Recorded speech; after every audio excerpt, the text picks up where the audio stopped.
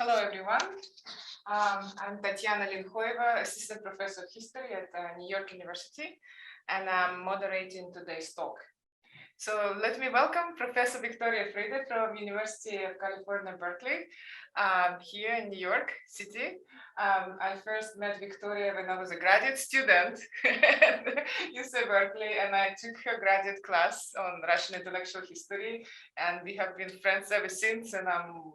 And it's always a pleasure to hear her talk about things about Russia and intellectual history and Russian intelligence and so on. So Professor Victoria Frede is an associate professor at UC Berkeley. Her first book is titled Doubt, Atheism, and the 19th Century Russian Intelligentsia. It was published in 2011. And today she will give a snippet of her current research project on friendship in the 18th and 19th century Russia. Right, welcome, Victoria. Thank you. Thank you, Tatiana, for inviting me, and thank you to everyone for my audience for joining us here today. The topic is indeed privacy, making sense of privacy, Russia 1780 to 1820, or actually 1810. So about 10 years ago, I started work on this, on a book about the ideals and practices of friendship among Russia's political elites between 1750 and 1840. Very early on, as I started to present papers on this topic, I began being asked whether the friends I was studying belonged to a private sphere in Russia. Usually when scholars mention a private sphere or a private life, they have in mind something profoundly individual and intimate, something inaccessible to the scrutiny of state or society, something deeply personal. Private is often understood in contrast to the public, a more slippery term. Public is typically associated with the state, but it is also associated with people who exchange critical opinions about matters of state, among other things, as well as with the media and spaces in which such exchanges take place. Scholarship on Western Europe would encourage us to think of the turn of the end of the 18th century, the end of the 18th century as a critical juncture for the emergence of a modern notion of privacy. It was an era when philosophy and literature encouraged writers and readers to explore the mind introspectively. Writers like Rousseau showed how personal experiences and character traits combined to shape unique individuals whose beliefs and dispositions needed to be protected and guarded for precisely that reason, namely for their uniqueness. The new sense of interiority, we are told, went hand in glove with a new sense of privacy. Did Russia's political elites have such a sense of interiority, cultivating friendship as an expression of their private selves? I kept getting posed the question, and it was difficult to answer.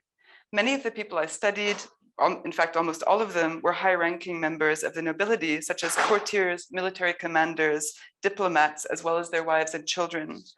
These individuals, as is well known, were preoccupied with political rank and patronage networks, with their careers in service to the state and the accompanying patriotic ethos at the center of their attention.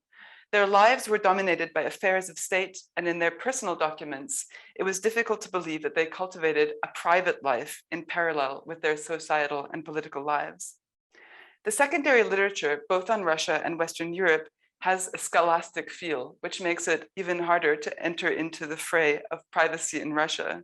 To understand one article, one needs to go back to the 10 works that are cited in it, and all references lead back to Koselleck and Habermas. Their theories, that is, Koselleck and Habermas, have defined many aspects of our current thinking about privacy, even as both have been heavily criticized. I'll begin by sharing some of the conclusions I drew from my foray into this larger literature.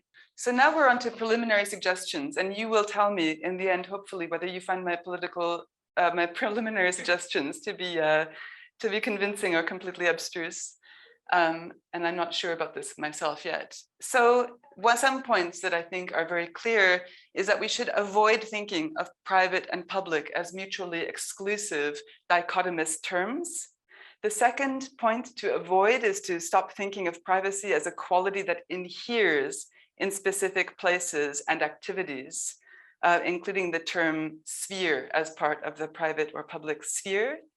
So then what we would want to do instead is to cultivate thinking of private and public in tandem with one another, to embrace the multivalent meanings of private and privacy as mutually enhancing, rather than insisting on a single definition of the term. And this is, I think, going to be the most controversial part of my talk, and the one that I'd like your help with most, whether this makes any sense to you. That is that we should look for a rich or well-rounded sense of privacy, as opposed to a strong or weak private sphere. And then to consider, instead of thinking about privacy as inhering in specific places or practices, to think of privacy as a set of expectations that historical actors bring to specific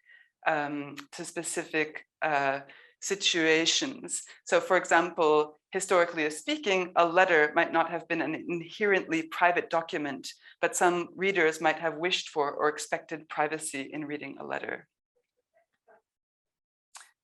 So my first point, to imagine private and public in tandem rather than as mutually exclusive dichotomous concepts, terms. In recent years, a resounding chorus of historians have tried to persuade us to stop thinking of private and public as mutually exclusive dichotomous terms.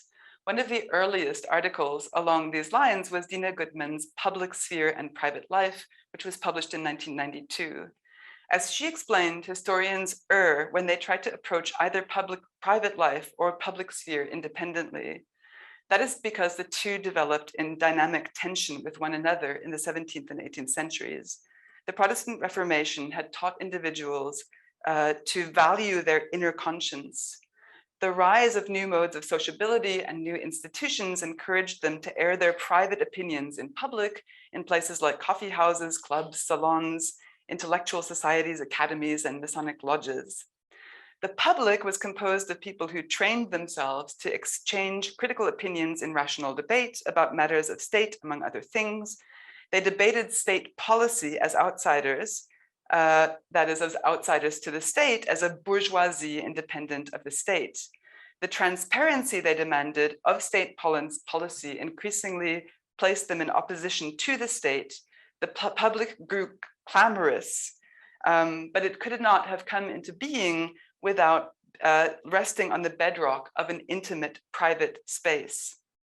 In the 18th century, the boundaries between public and private, according to Goodman, remained in flux. Indeed, it was hard for contemporaries themselves often to draw a boundary between the two of them. Goodman makes a convincing case, yet as I think you'll notice in listening to this talk, dichotomous thinking proves difficult to avoid in practice.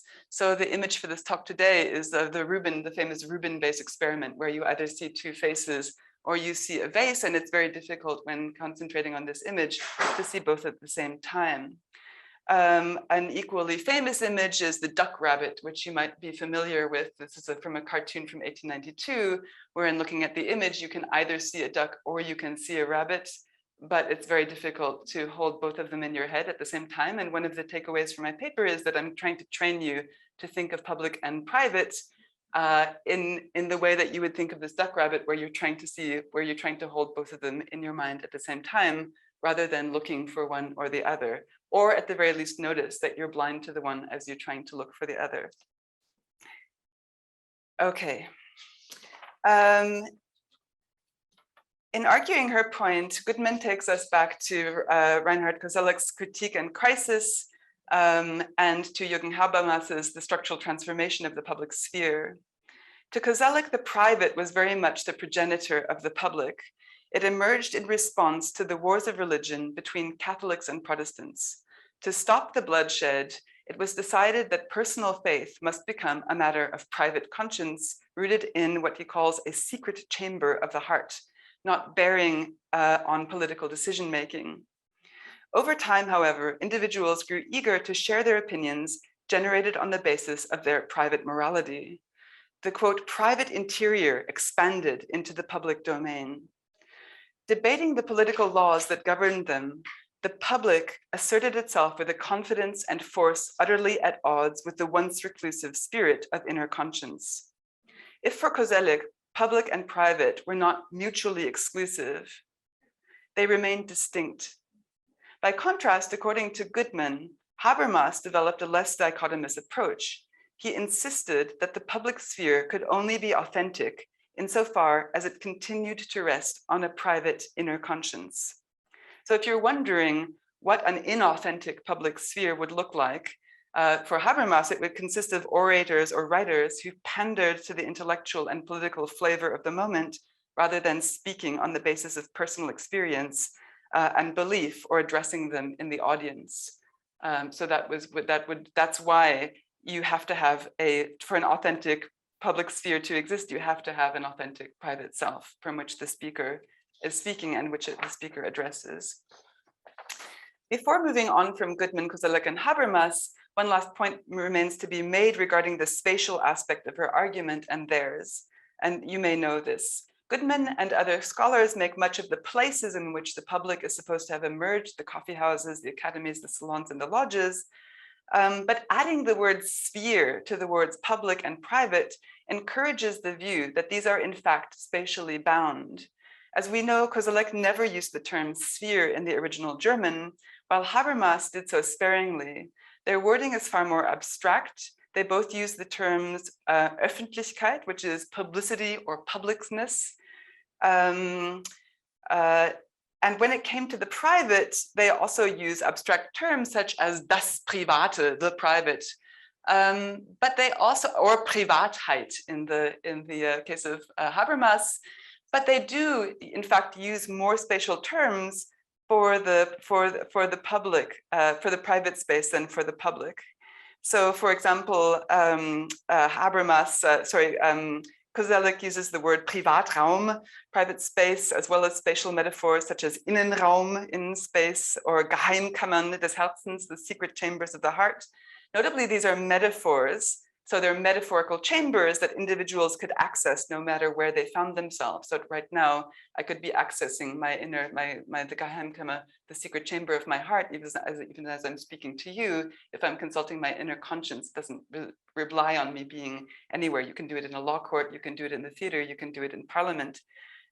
For Habermas, by contrast, the private sphere did happen in a particular place, and that particular place was the home, the domestic household of the bourgeois nuclear family.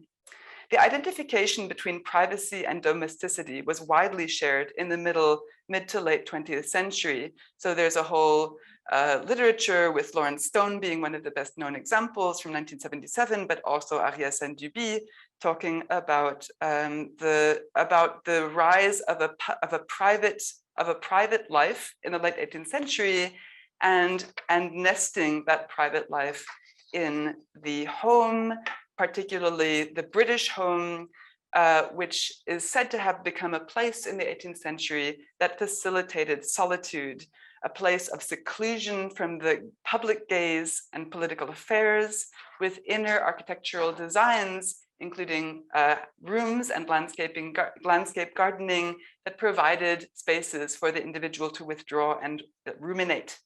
They also made it possible, the redesign of the house, to engage in specific activities alone, such as ostensibly writing a letter or using a chamber pot, or doing things in select company, such as having sex.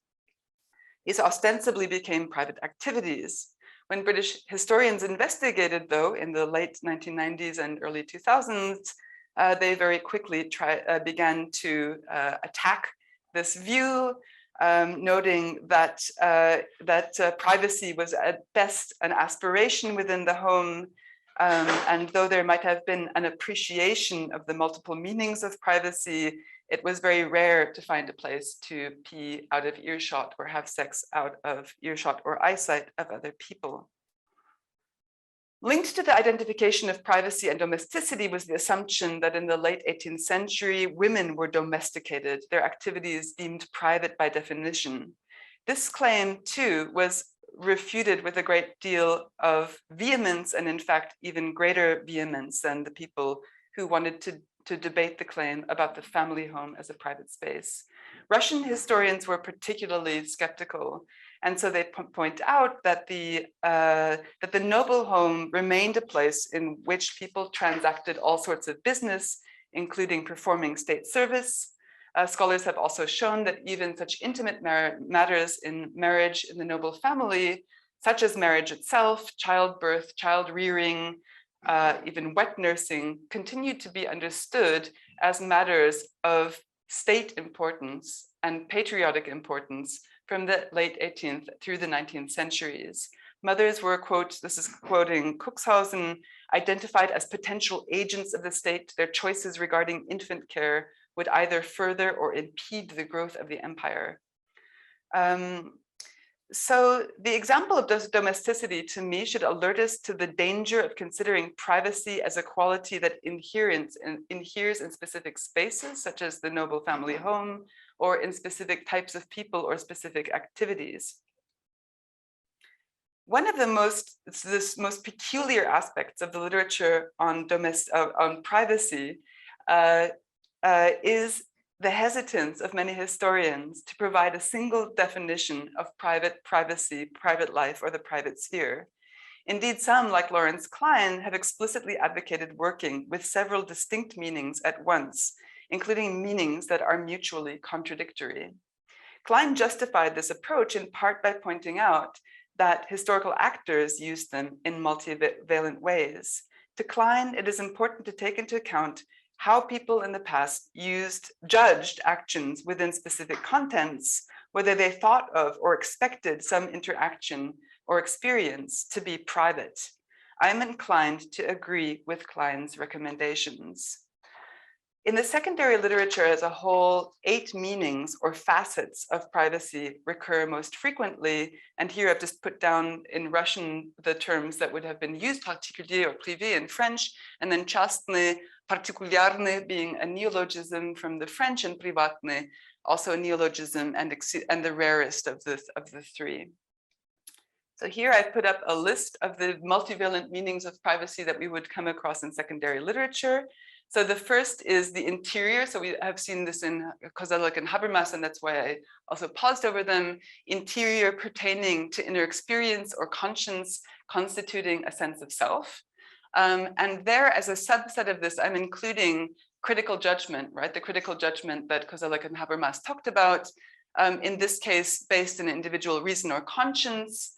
These then, if they become part of a public debate and can be debated in free and visible ways, they can become part of a private sphere, but they remain private insofar as they are resting in the inner chambers, the secret inner chambers of the heart. Second is secluded, a closed off space into which a person can withdraw. The third, secret, something occurring behind closed doors, such as going to the toilet or having sex, if you have the luxury of having a home in which that's possible. Known only to a set number of initiates, not for publication or circulation, not transparent. The fourth is controversial, but I think I decided to keep it up here anyway. Religious, pertaining to prayer, conscience, and religious confession. That again is Koselleck and Habermas. Fifth, belonging to an individual, inalienable possession. So this is the liberal sense of privacy. This is connected to private property or an organization funded by individual subscribers as opposed to the state, a journal, or a philanthropic organization. Here I want to say that this notion of частная собственность, also Privateigentum in German, all of them are interrelated with this conception of private property. And I think it's what I've come to think is that there's a relationship between thinking of one's own thoughts or one's conscience or one's experiences as pertaining to oneself. My thoughts and my beliefs belong to me. I might wish to share them with somebody else, but nevertheless, they're mine. And so in this sense, there might be an intellectual connection between the two of these, although they're of course separate. And I'm, for the most part, not talking about liberals here. Then there's the private in the traditional sense of the opposite of the public. This is also how it was used in the 18th century. The two are often juxtaposed against each other, although of course my aim here is to make us think of them together. Then the meaning that I have lampooned or poo-pooed myself here, the domestic taking place in the home, particularly associated with women in the family. And then lastly, as a sphere, and this is what Habermas and Koselleck talking about, This is not the way that it was used in the 18th century, as best I know, a mode of sociability, the collectivity of persons, spaces, and practices in which the private is performed. Okay. So typically we think something is deeply wrong when we confront a concept with over 8 potentially overlapping, potentially conflicting meanings. I typically feel that way too. I prefer to have a single meaning and have everything be neat and tidy. However, when it comes to privacy, multiplicity seems to be important. Privacy appears to have been an expectation and experience that requires more than one facet. Thus, for example, we might think of privacy as something that happens in seclusion behind closed doors, but it makes no sense to say that everything that happens behind closed doors is private. Where we see multiple facets overlap, we might then say that we have found something, a well-rounded or even a rich experience or expectation of privacy. So in the remaining time, I'm going to apply these principles to a type of source that I have used extensively in my research, private letters, also designated in scholarship as familiar letters, in Russian, частное or партикулярное письмо. These were demarcated from official correspondence by their physical format, the size of the paper, the margins and spacing between lines, the type of header, and closing signature. The difference is obvious at a glance when you sit in an archive, and this is one of the letters that I consulted in the archives, but not usually discernible in published versions of letters where the format of the letter is rarely recorded. For obvious reasons, private correspondence seems to be especially promising in attempting to reconstruct past understandings of privacy. Once again, historians of 18th century correspondence, though, urge us to be cautious. I will briefly summarize the reasons for caution. First, because letter writing was an art form, the composition of a familiar letter was never entirely spontaneous. Etiquette of the late 18th century demanded that familiar letters should convey characteristics specific to the author, including his or her mood at the time of writing. Precisely for this reason, seemingly spontaneous, that is, that it was etiquette, seemingly spontaneous gestures were often little more than literary formulas. Elite children were trained to write letters from a young age. For templates, senders might consult letter writing manuals or find letters printed in literary journals. Monograph collections, such as the letters of Madame de Sévigné, were popular. Novels and letters, such as those by Richardson and Rousseau, were even more so. Correspondents sometimes explicitly compared their letters to such exemplary collections. So a husband will write to his wife, "Your letters are wonderful. They remind me of those of Madame de Sévigné." Letter writers had relatively limited control, this is the second point, over their letters. Missives often included postscripts by family members, guests, or colleagues, making it likely that those people read portions or the entirety of the letter. Letters sent by the postal service were often opened en route. To avoid perlustration, senders could use personal couriers when available, but once a letter arrived, whether by post or by courier, other persons in the household typically expected to read it. It was difficult to keep the dispatch of a letter secret from other members of the household. Third, in their letters, members of the nobility constantly mixed matters of political and personal importance.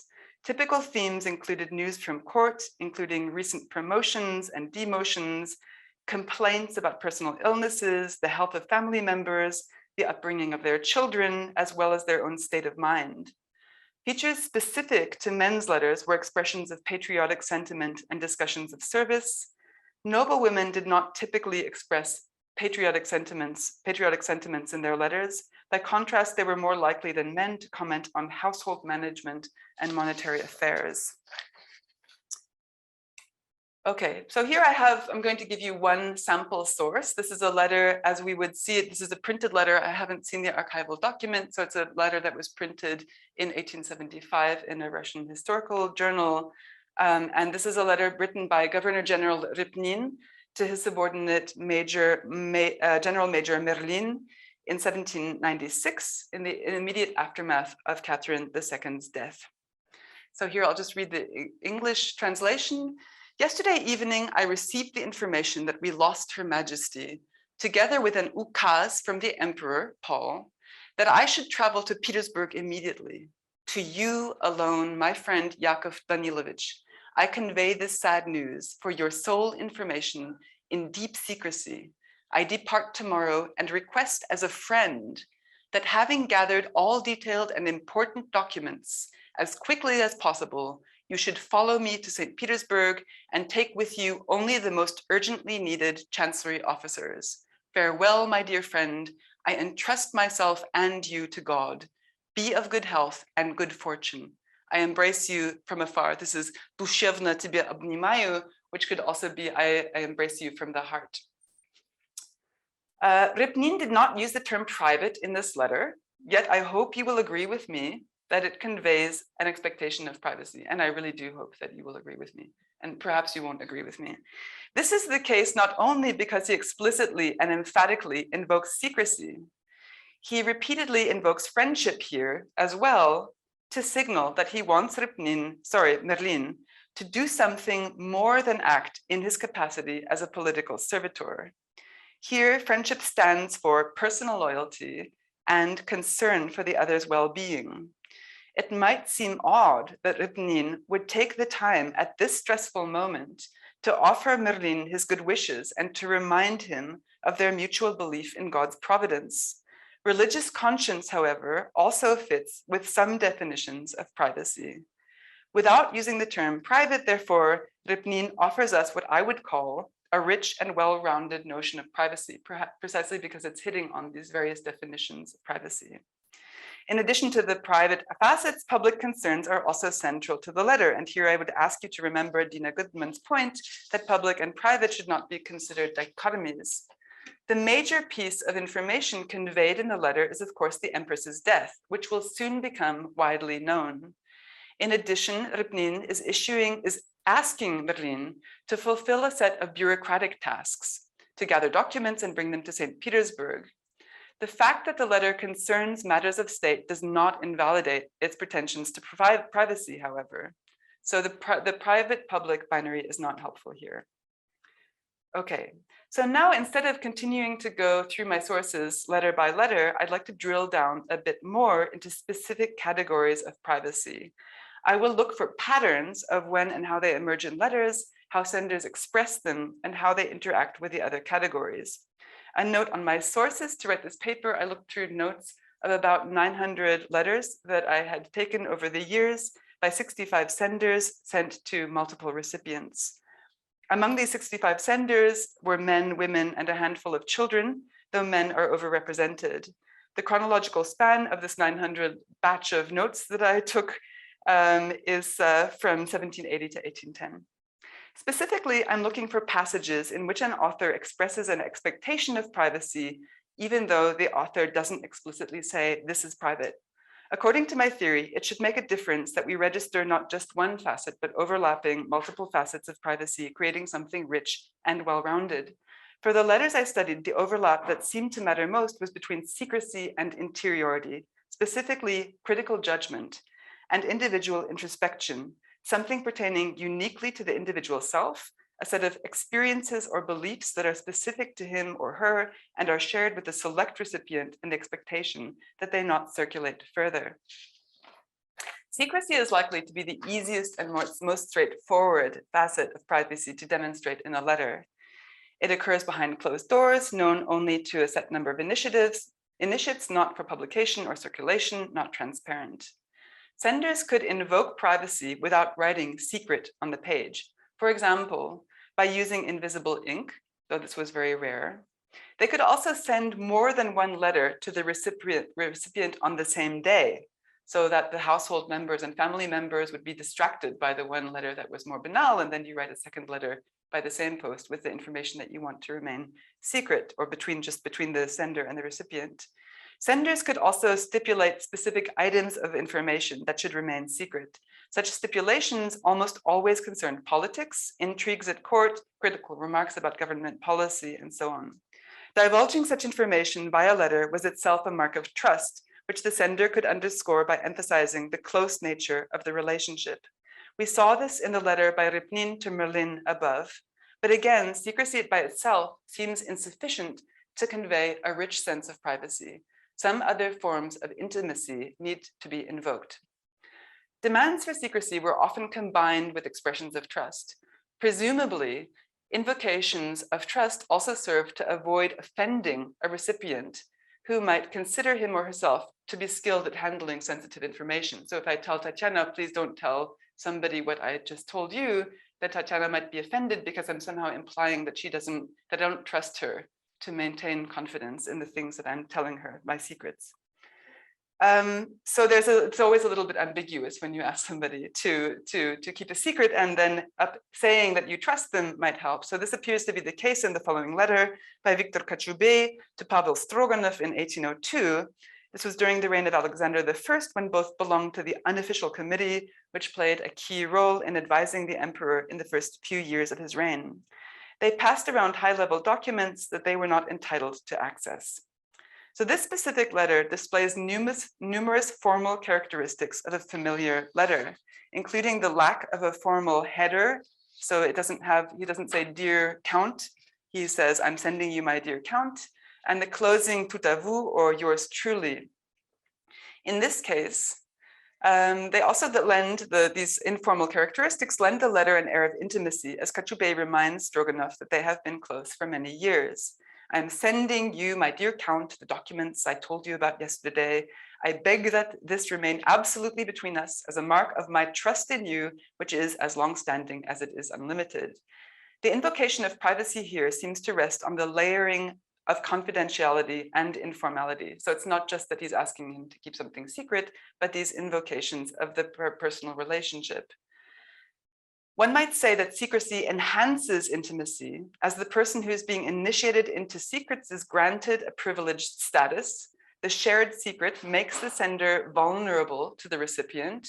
The experience enhances a shared individual interiority. So you have a shared experience, experiences establish interiority, it's shared. It also builds up the sense of interiority. So the inner experience and the conscience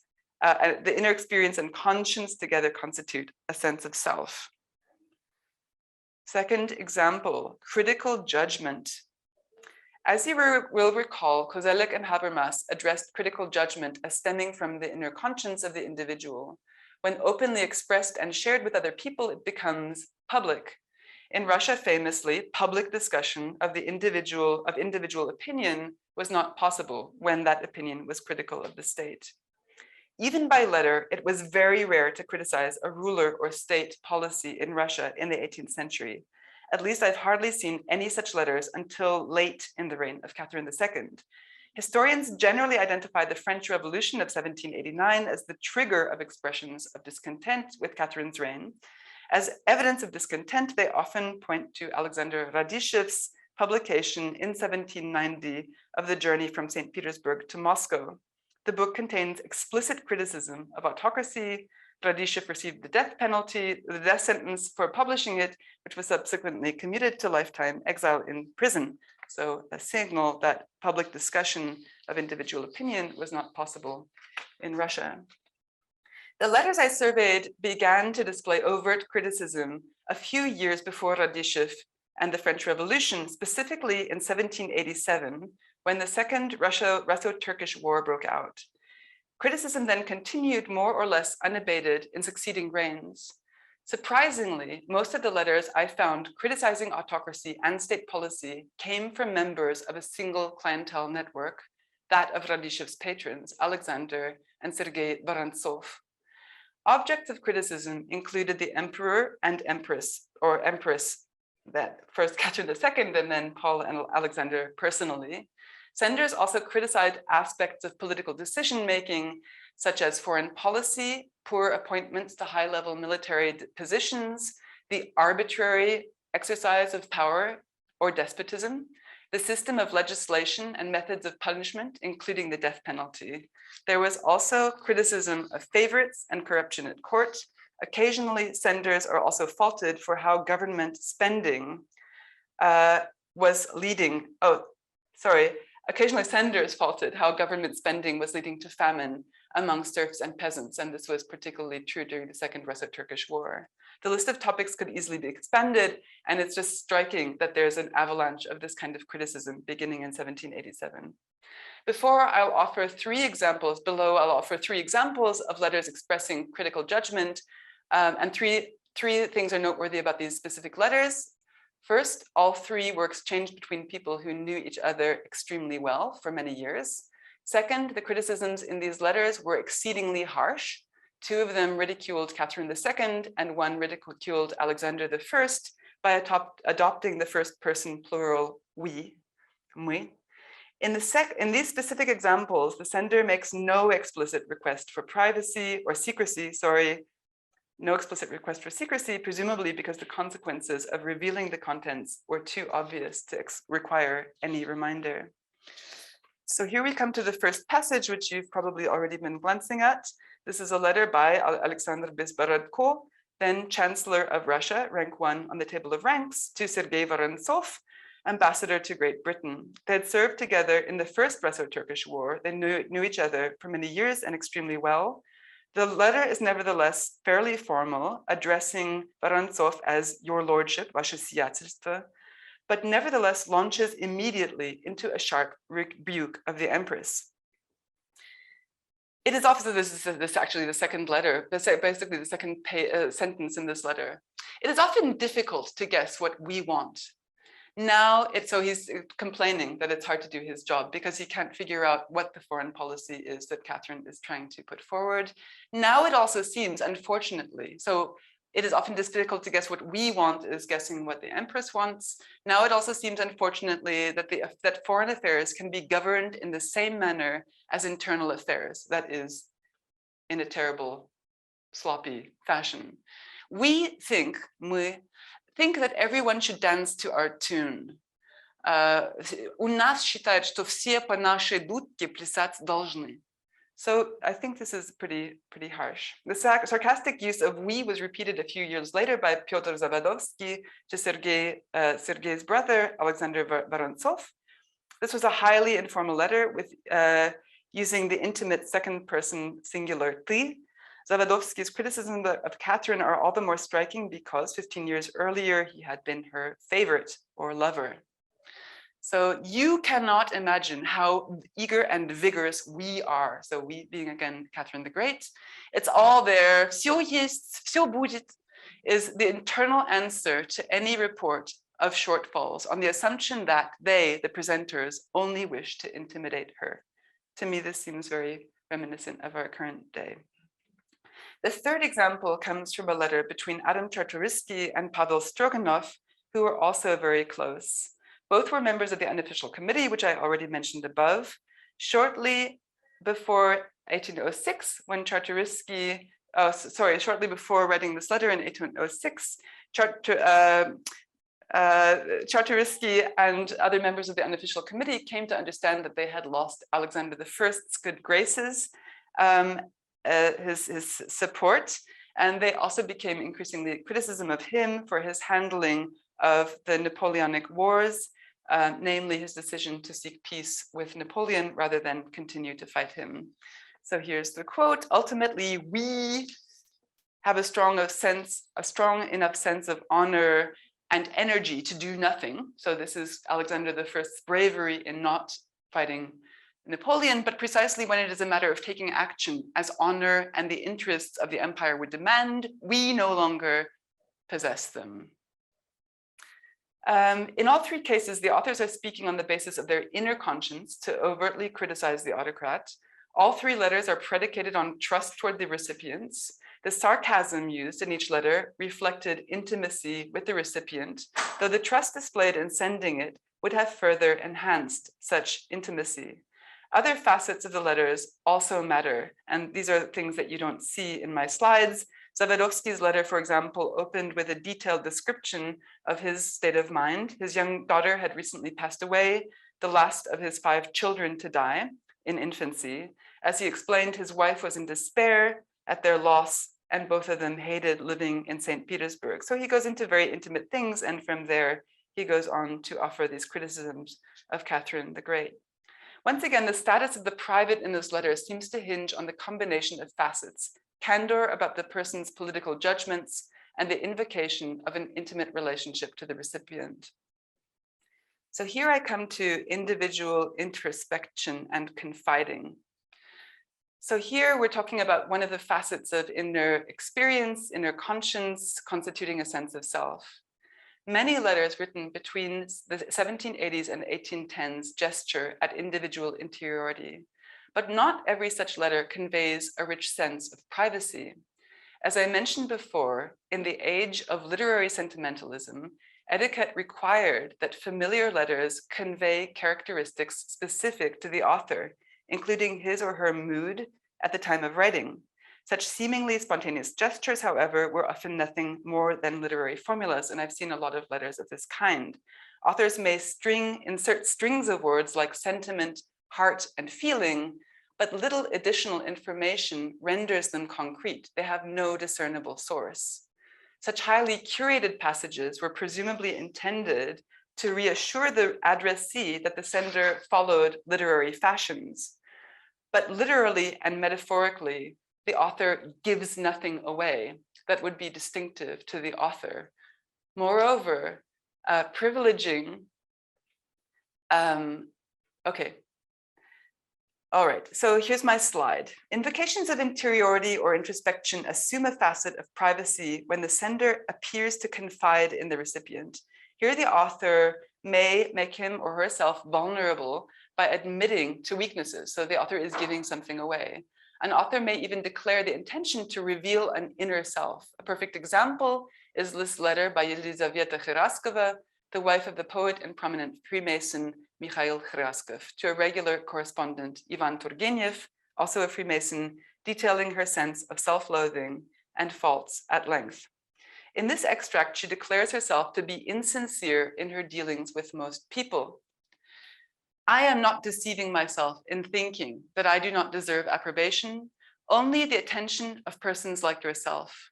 As soon as I speak to people with whom I am insincere, then I am able to cover myself in a pleasant mask, and I frequently condemn other people, not because I have a desire to judge them, but so as to show others that I am disgusted by their weaknesses.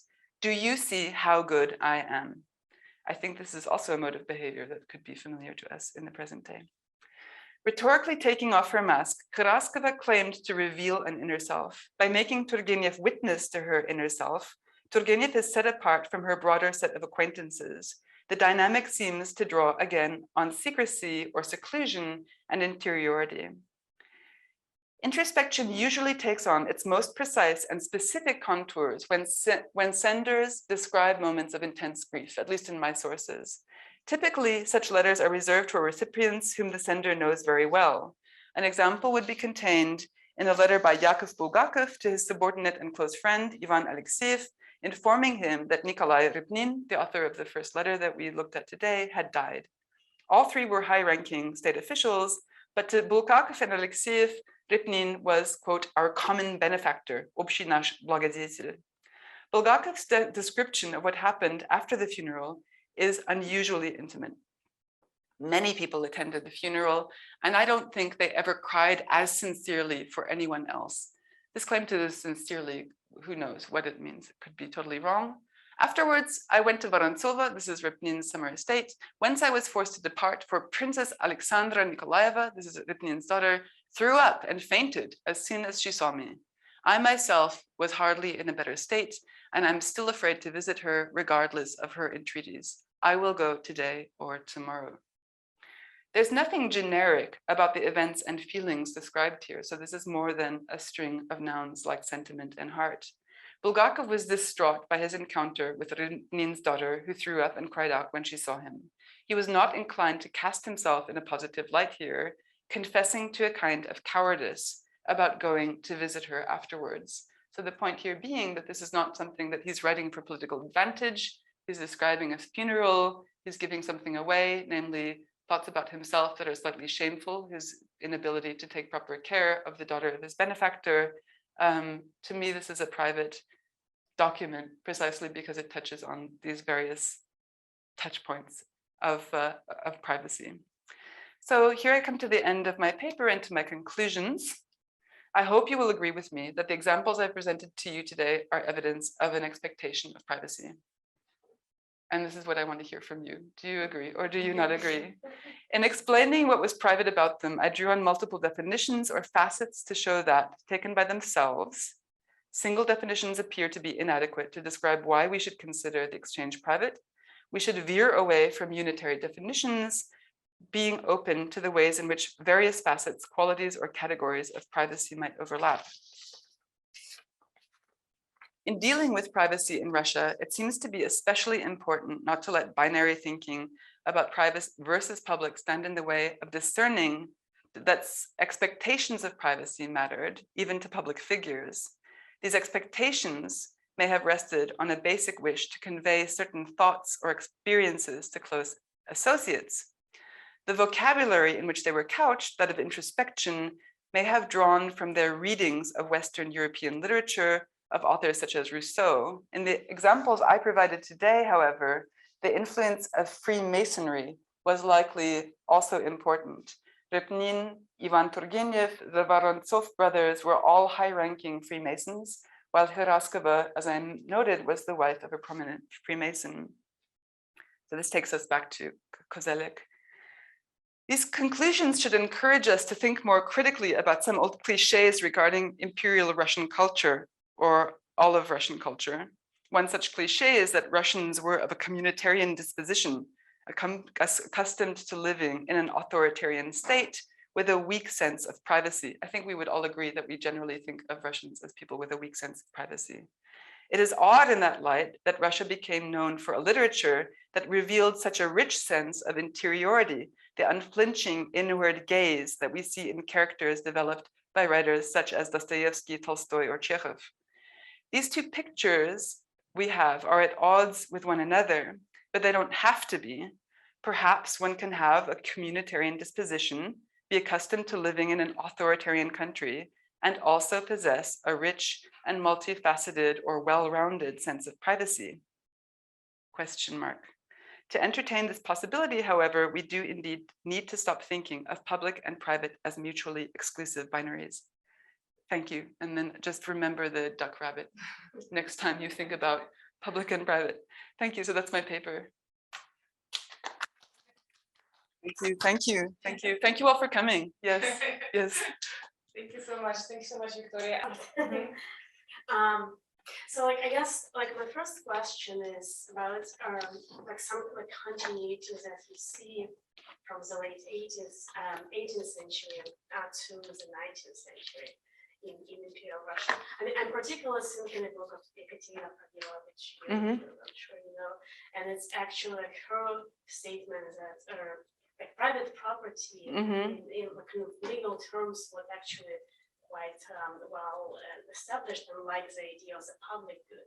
And it seems that your understanding that exists some kind of sense of privacy also strongly kind of appears in the late 18th century, kind of nicely corresponds with her statements as well. Yeah. And my second question is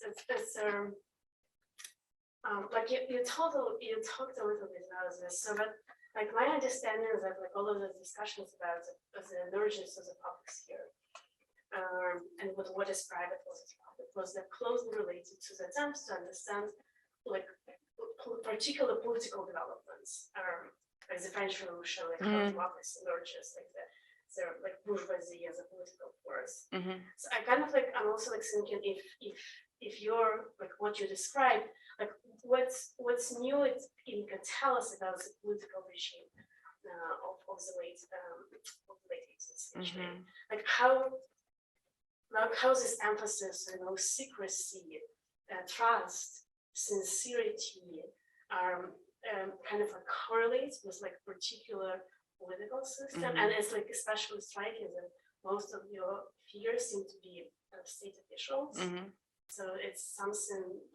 Is it a factor that actually kind of explains why they're concerned so much with secrecy, trust, and good question. Critical thinking? Yeah.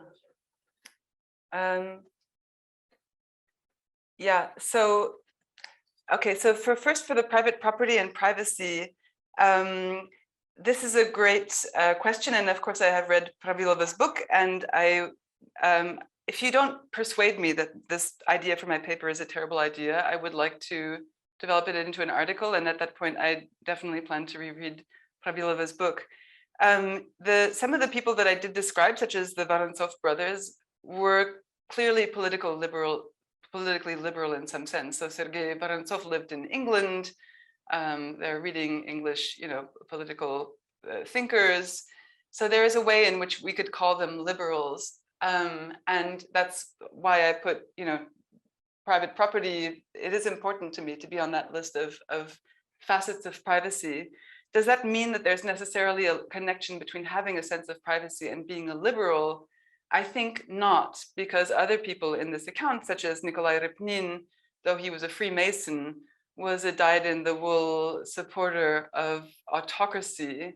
And although he might have had some criticisms of Catherine II, he nevertheless, you wouldn't call him a liberal. He's basically not, maybe even the word conservative in this period, according to Alexander Martin in the Reformers, Reactionaries and Revolutionaries, is not yet a concept in the 1780s in Russia, but you could call some of the people who seem to want to have a sense of privacy conservative. So I think, I would want to argue that one doesn't have to be a liberal to have a sense of privacy. I think that's pretty important to me. Nevertheless, it is true that there's some overlap with the Vorontsovs in particular. So then, what are the political implications of my study? So one of the things that I have became insistent on doing at an early stage in writing my book was veering away from writers such as von Wiesen or the Muravyovs or the Turgenevs to people like Nikolai Repnin, where you never expect, or Bizbaradko, right, the chancellor. You're kind of prejudiced against them, right? Or military, Rumyantsev, who would think about Rumyantsev's friends, or did he have a notion of privacy, right? These are things that we automatically, by virtue of them being high-ranking people, shedding blood, owning thousands of serfs, we think, well, this person, does he have a sense of privacy? It's almost, there's something slightly odd. There's something slightly provocative about my way of approaching this, and kind of intentionally so, because I noticed my own prejudices against wanting to, it's not that I want to claim that they're good people, but I want to claim that they are people and that they have particular kinds of notions and expectations. I'm talking too long, so I'll stop. But they have particular kinds of notions and expectations that we wouldn't expect a high-ranking servitor or a military general or ambassador necessarily to have. And so I'm trying to open up my own way of thinking about what kinds of questions we can ask about political elites. I'm standing here because there's microphone. Okay. So Christy Monet, you have your hand raised. Can she unmute or unmute? Thank you so much, Victoria, for this really fascinating topic. I just have a sort of brief question. It's more a curiosity about how you might think about a particular term, because I'm working on liberalism and the family novel in Russia, and for me, this idea of public versus private, of course, always comes up around exactly what you had mentioned before, the home and the idea of domesticity. But I was really struck by the way you sort of offhand, you thought there might be an intellectual link between individual reason and inalienable possession in a way that might have been sort of a reflection of readings of Rousseau and such. But how do you see sort of the idea of Lichnost in your definition of your multivalent definition of privacy? And I'm only asking that because it seems like Richard Wortman had argued for Lichnost, or this idea of individual personality being tied to this emotional or sentimental plane of service actually outside of oneself, right? So that it is both interior and exterior, right? So did you, in any of your letters, I mean, the correspondence that you looked through, did you find any sort of valences of Leachness? Did that come up at all? That's mainly what I was curious about. And thank you again for the presentation. Sure, I think Leachness is a little bit later. So Leachness is something that we might associate with the 1830s and 1840s, and I'm guessing that's probably the earlier time period that you're studying. So in the 18th century, what's interesting, for example, about religious conscience, you know, when Ripnin says we should all have faith in God, and trust myself and you to God. I'm not going to find this now. Yes, Fairmont, well, my dear friend, I entrust myself to you and to God. There's no sense, oh, you're not going to see my PowerPoint anyway. So there's no sense here that that there's something specifically his about this faith in God. So I'm a little bit skeptical about the religious claim. I think that he's simply saying, you and I believe in God, we're Orthodox Christians, we will submit ourselves to God's will. This is not something like free to be you and me, we can experiment with this. So I think that idea of like a Leachness where all of your beliefs and your faith and your commitment to serving the state, they don't, for Alexander Herzen and Agaryov, for example, the 1830s, you start to see this kind of everything that's inside your head becomes subjected to your crafting. So you're crafting an integrated individual. This is very much about Romanticism. I think in the 18th century, in the Enlightenment, I think that there's no expectation of an integral self in which all of the parts have to come together. I think there can be discrete parts, and I don't know whether I've answered your question, but I think I like your question and it's relevant for the next part, for the later chapters of my book. But for this specific material, I think what interests me is how fragile this is. So here we have, I guess you can't see my PowerPoint, but we do have, point 4, religious pertaining to prayer, conscience, and religious confession. There's a really interesting article by Victor Jevov about why religious confession, as in confessing one's sins, should not be considered a private experience in early modern Russia. So this isn't there yet, and then I think it begins to change in the 19th century. I'll try to keep my answers shorter. Yeah, we can, if you have time, we can return back if you want to add to your answers. Right, so there is a question in the chat box from Emily Wang.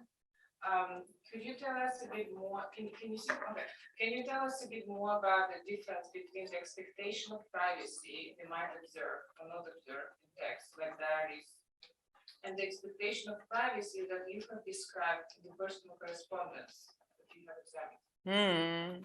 Diaries. How important is it for privacy to be shared with at least one another person? This is a great question. Thank you. Of course, with a diary, diaries are so complex, right? Because nominally, one writes a diary with the expectation that it's not going to be read by another person. Of course, we know this isn't the case because in many cases, people wrote their diaries and then shared them at regular intervals, for example, on a monthly basis with a close friend, or diaries could also have a spiritual function where you were trying to account to yourself for your spiritual dispositions, your sins and your vices. So what would be the I think I need to think about this more.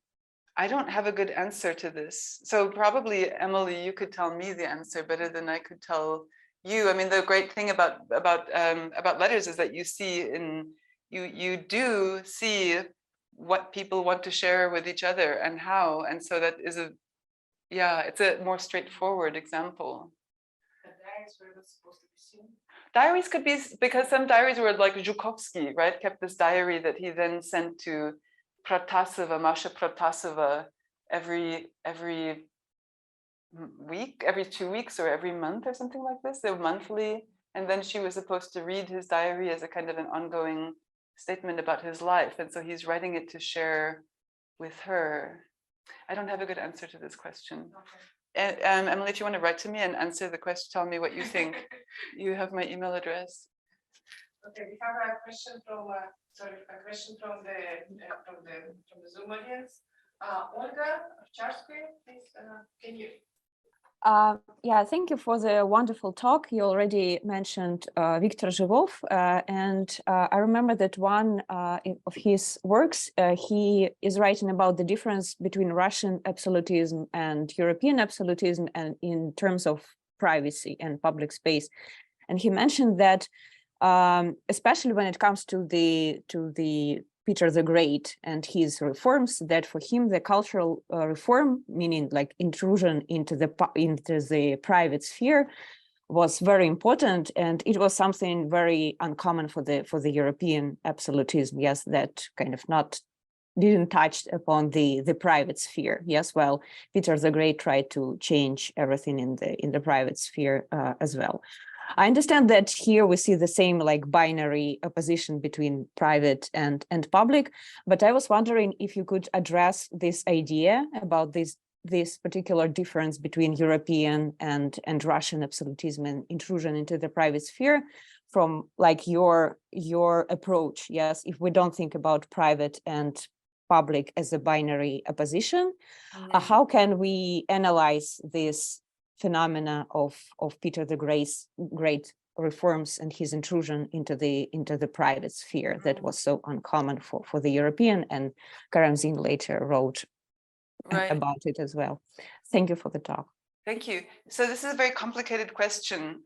So just to begin with the Russian nobility, of course, what Russia is missing is the bourgeoisie, right? And that's totally obvious. It has no bourgeoisie, and so all of the people that it's not that it has no middle, it has merchants and tradesmen, but it, in the sense that Habermas and Koselleck mean it, of course it doesn't. And then we can ask ourselves, well, there's Western Europe, but of course England is very different from France, and France is very different from Germany, and these are also important distinctions, but I won't make them.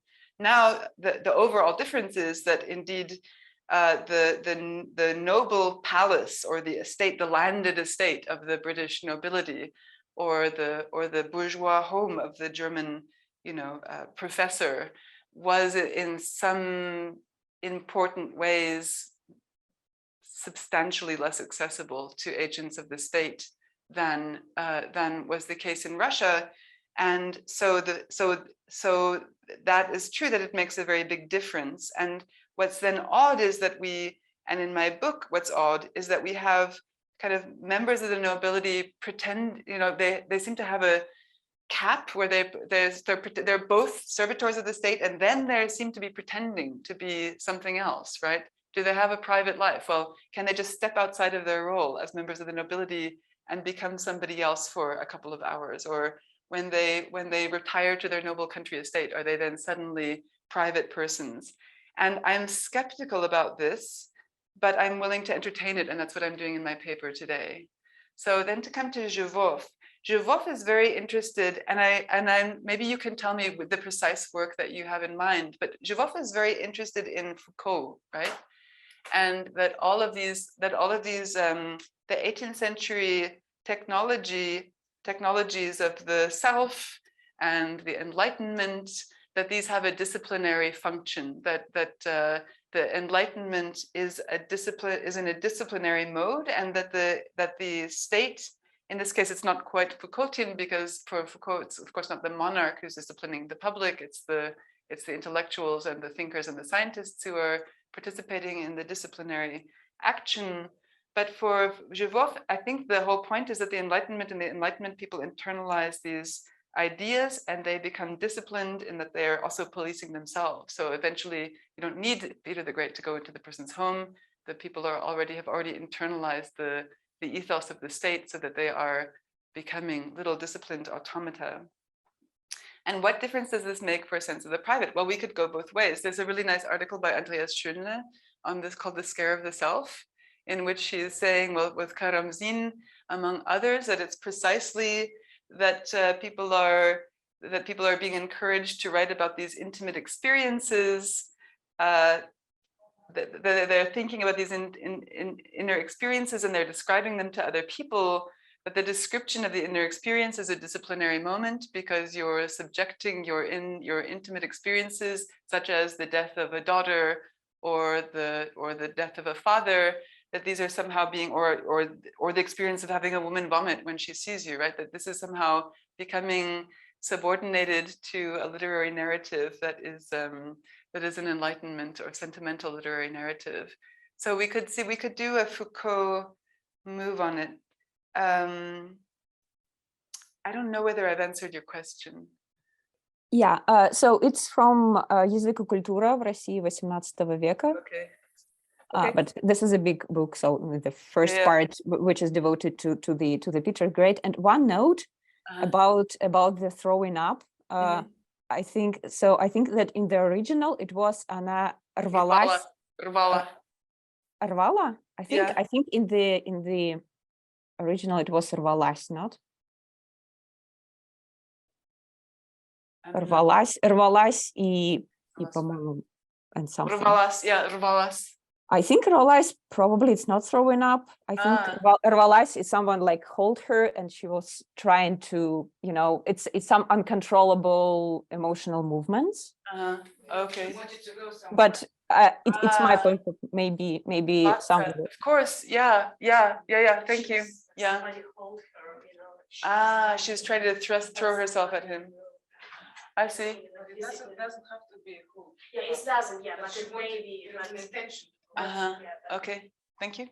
Спасибо. Anyway. Спасибо. There is just a follow-up comment from Emily in the chat. I don't know if you can see that. She says, I don't have an answer, but I guess the conclusion is that diaries as a genre are not unified enough to draw universal conclusions about them. So we have now Sveta raise your hand. If you can unmute yourself. Yeah. Okay. Yes, so this is Svetlana Grenier, and I also wanted to comment on the specific word, рвалась. So Olga anticipated me, but just wanted to remind you of a quote from Pushkin about Tatiana's mother. It says, рвалась и плакала сначала, потом хозяйством занялась, привыкла и довольно стала. So рвалась, meaning was agitated, something like that. Yeah. Okay. All right. Duly noted. That's it, right? Okay. If you have questions, please do ask. Okay. I really want to know whether anybody found my argument completely implausible or even mildly implausible, somewhat implausible, fairly implausible. Were any of these quotes, did they strike you as, does it strike you as being privacy? Can't see anybody. Does it make sense?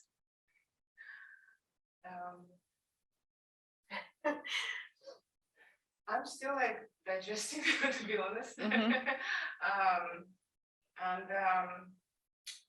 I think you can. Yeah, I think there are some basis for you to argue that there is this. We cannot separate public and private.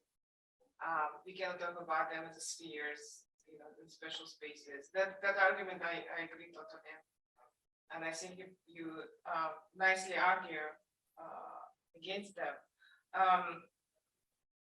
But then, okay, if you don't want to talk about private sphere in terms of being weak or in terms of strong, right? Not in that dichotomy, strong, but instead, as you put in your slides, it's rich, well-rounded. That for me is a bit not clear, but what is so I asked, maybe the point is that you want to argue there was not weak private sphere in Russia, therefore we cannot talk about them as an authoritarian and this sort of subservient to the state. But I don't see how this. What do you mean by this reach in the double quotation mark or well-rounded? And then in one of your answers, you mentioned, okay, so the 1830s and 1940s, you have Lichnost, but that Lichnost also has this difficult relations with the state and official ideology. And so I guess I'm wondering about this transition from the period you're talking about to the early 19th century, when we have these difficult relations between individuals and the state, and how you would carry your argument to the 19th century and still argue that you cannot talk about weak privacy or private sphere, but something meshed and Yeah, these are great questions. So the rich and the well-rounded, I guess so I have a weak example. I have a weak example here. So I guess, people can't see my PowerPoint again. So this is a weak example, and this is actually by Repnin. Share screen, sorry. And then slideshow. So here's an example by Repnin. He's writing to Bizbaradko. He had tried to, he has a question about hungry troops in the Western borderlands and how to pay them. And he had asked Catherine the Great, and he couldn't get a straight answer from her. So then he's in trouble because he needs to pay the troops. They're hungry, they're starting to loot, and he doesn't know what to do. So he writes to him, to Bizbaradko, Repnin writes to Bizbaradko, says, in complete sincerity and in the greatest confidence, I make so bold as to represent my perplexity and request you to resolve it. And недоумение in Russian is a little bit stronger than perplexity. It could be like bafflement, or he's confused, right? I think this is a weak example because it's not, he's just referring to, so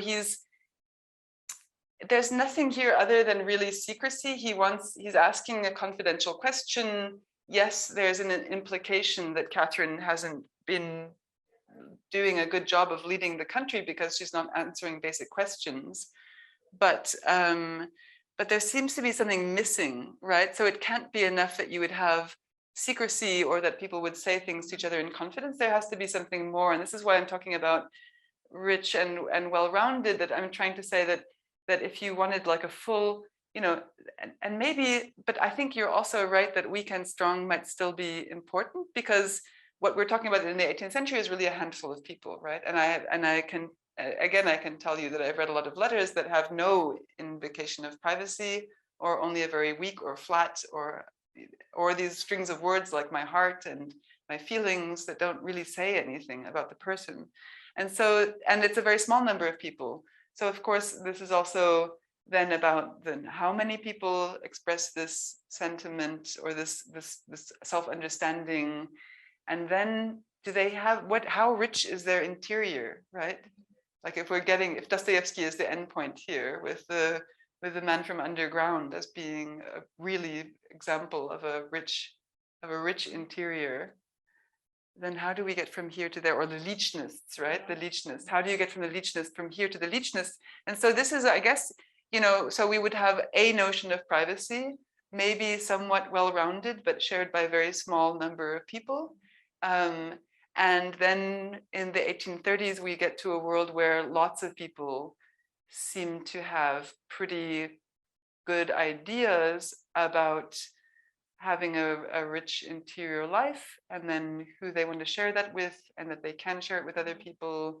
And they're obviously reading the novels. The interior self becomes much more complex in Romanticism anyway.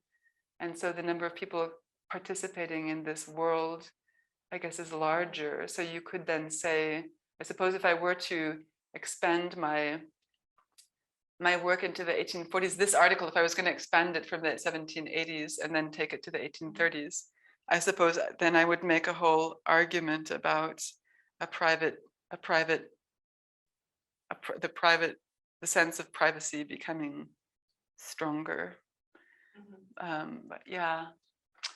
It's a good, yeah, I'm still, as you can see, I'm just experimenting. So yeah, it's a good criticism.